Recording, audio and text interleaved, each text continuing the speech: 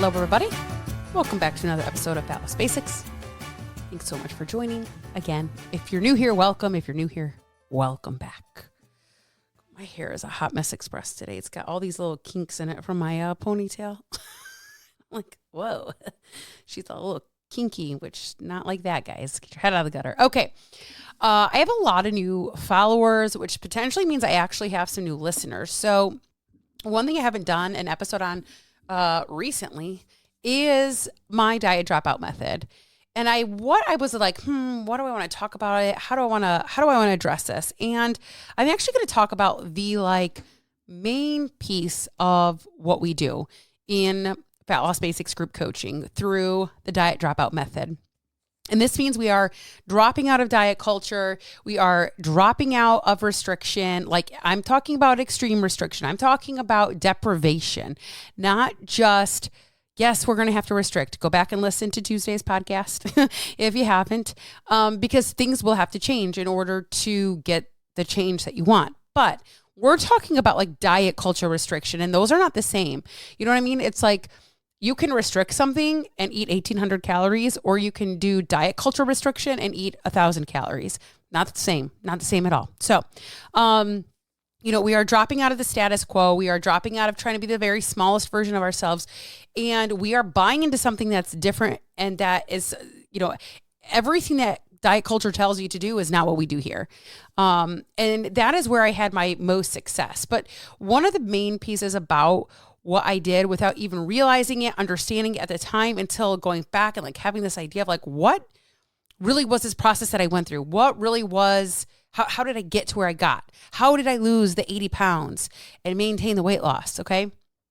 Is this the identity? So at the center, at the core, at the heart, the middle, the biggest piece of the diet dropout method is identity.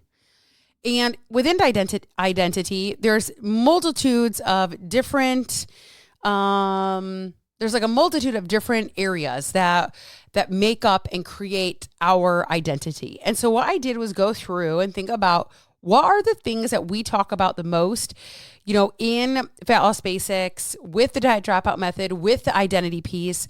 What are those things?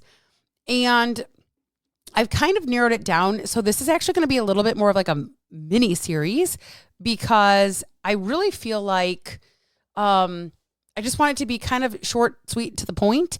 And I want them to be super digestible episodes. And then also just so that they're just kind of quick hitters, and you can kind of listen and move on, or listen and apply, or listen and just get your brain thinking. So the other day I had a whole conversation, a whole podcast episode about you can lose weight and still be happy. I'll be happy when I get to this size pant, or when the number on the scale says this, or when I can wear a 2-piece bikini, or when I can wear low-rise jeans, or whatever that is, and actually still not be happy. This is why so many women lose weight and still are like, what the fuck? I definitely don't look like, the number on the scale says 152. That was my goal weight, and I don't look like how I thought I would look. Okay, this is how. So you can lose the weight and still not like who you are, not like, what you look like, because that doesn't change your identity. Losing weight itself just doesn't change the identity piece. And so many women think that once I get X, that will equal Y. And that is just not how this works. The identity, who you really are, is the story that you tell yourself that you are, right? This is not who you are trying to be, but it's who you actually deep down believe that you are, right? So if you're somebody that says, I'm someone that can't stick to things, I can't show up consistently, I'm lazy, I'm not disciplined, I am not consistent, I'm just big boned, it's just my genetics. This is all identity. This is the thing.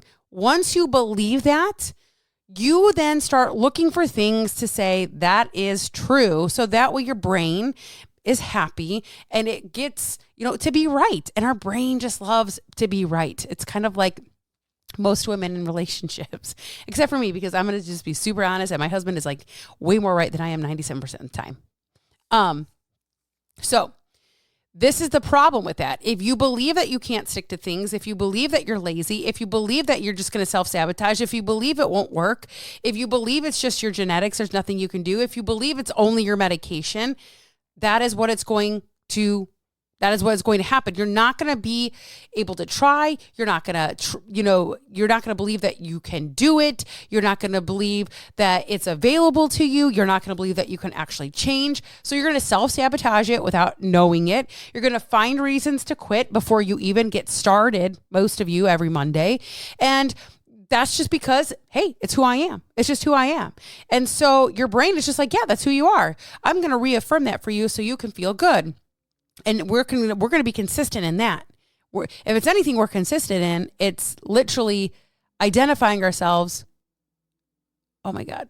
One of those Amazon drones keeps going over our house. It's crazy.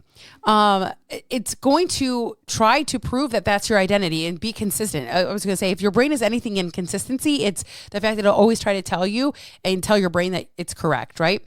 So on the flip side of this, if you just are somebody that does X, Y, Z, everything starts to change. You don't have to force it. You don't have to question if it's available to you, if it will work, because it's just who you are.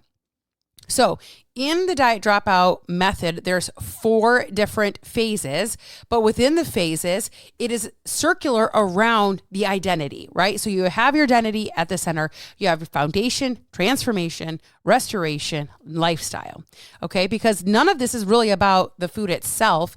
It's about who are you going to become once you go through this entire method. So I've broken down the pillars, and I want to go over one pillar, hopefully within the next 7-ish minutes or less. And here are the pillars that I came up with about what I believe the identity piece is and what it involves. So I believe it's your heart. I believe you have pillars. It's your boundaries, standards, your capacity, your self-talk, your awareness, curiosity. And all of these things are going to work together. Okay. So the mini series that we're going to do is I'm going to break this down. We're going to go with heart in this episode. Pillars will be its own episode. We'll have boundaries and standards, capacity on its own, self-talk on its own, awareness and curiosity together. And then that'll be the end of that mini series. So again, I'm hoping this will go pretty quick, and we're going to dive into our very first one. And the first one is your heart. And the reason it's your heart is because nothing else is going to matter if your heart doesn't have some kind of shift. If your heart isn't in the game, okay? What is your heart? Your heart is what matters. Your heart is why it matters, and not what you think it should matter, and not what somebody else told you it matters. It is, what do you believe? What do you think? Not what somebody else has told you. Okay. And then on the flip side of that same self of like just being like self-love, right? It's, are you doing this because you hate yourself or because you actually love yourself and you deserve this?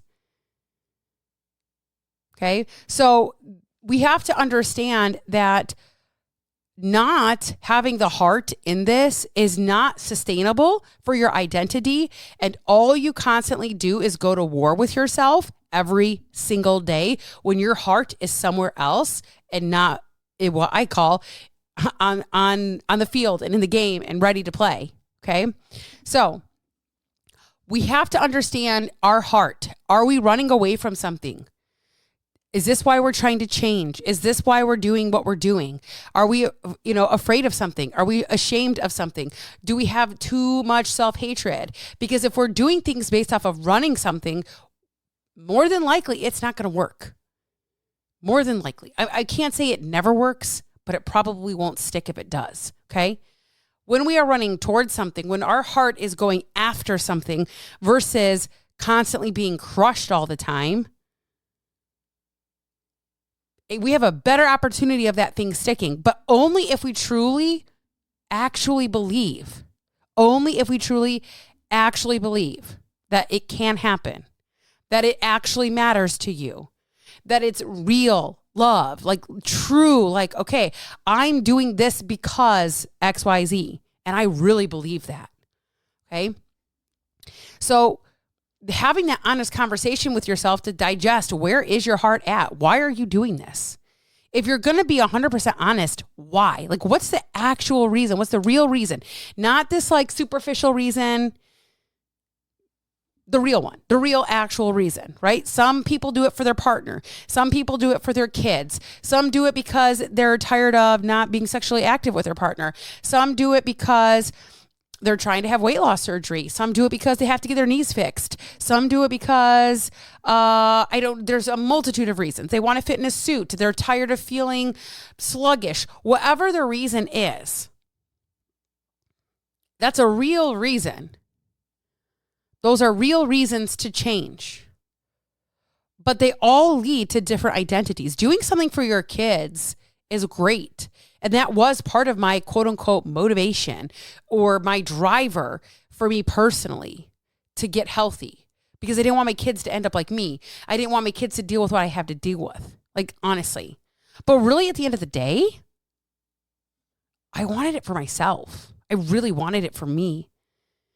I really wanted to know, could I even do this? And if I can do this, what my life could be like. And so instead of building something on, I hate myself, I'm going to build it on, what am I actually doing it for? And who am I actually doing it for? Okay. So keeping in mind that your heart knows the difference between punishment and love. Your heart knows the difference between like deprivation and freedom. Your heart knows that if you're doing this for yourself or for something or somebody else, and your brain will keep trying to tell you, yeah, but that's not the reason. Yeah, but that doesn't make sense. Yeah, but logically it's whatever. No, your heart knows why you're in this. Your heart knows why you hired a coach. Your heart knows when you wake up every single day and you look in the mirror and you say the nastiest, meanest things to yourself about your body. Your heart knows that feeling. And every single time it happens, you're just breaking your heart, literally breaking your heart. So what we're trying to figure out here at this point about the heart piece, it's not figuring out what should you want, what somebody else told you that you want, how you want it for something else. It's what do you actually want? Be honest about why you're here, about why you listen to my podcast, about why you hired me as a coach, about why you haven't hired me as a coach, about why you're thinking about hiring me as a coach. And ask yourself, is this coming because I love myself or because I hate myself? Because that is going to be a foundation we are going to have to build from. That is going to be a foundation that we are going to have to start from, right? And most women are building on self-hate. They are not building on self-love or their heart. So your heart knows the difference of fear and shame and hate and love and care, concern, desire. It knows the difference. And the transformation, when your heart changes, it happens. It aligns. It's in sync. It feels right. And this is just one element of self-discovery, one element of identity. So again, this is just a little bit of a mini series, and we are going to really, really hone in next time on, I forgot already, where did it go? All my notes. Goodness. I'm sorry, this is more of a waste of your time than anything at this point. So we are doing heart this week. Next week, we are doing pillars. Okay. Or next episode, I should say. So pillars. So what are we building off of? So now we have our heart, the heartbeat, the everything, the thing that keeps us alive at the center of our identity. And now we're going to build from that. So I hope you guys have an amazing rest of your Friday. I hope you have a great week. It's been another hot one here in Michigan. We're talking over 100 degrees again, multiple days in a row. Woo, baby. So I hope you guys, wherever you're at, you're staying cool, you're staying calm.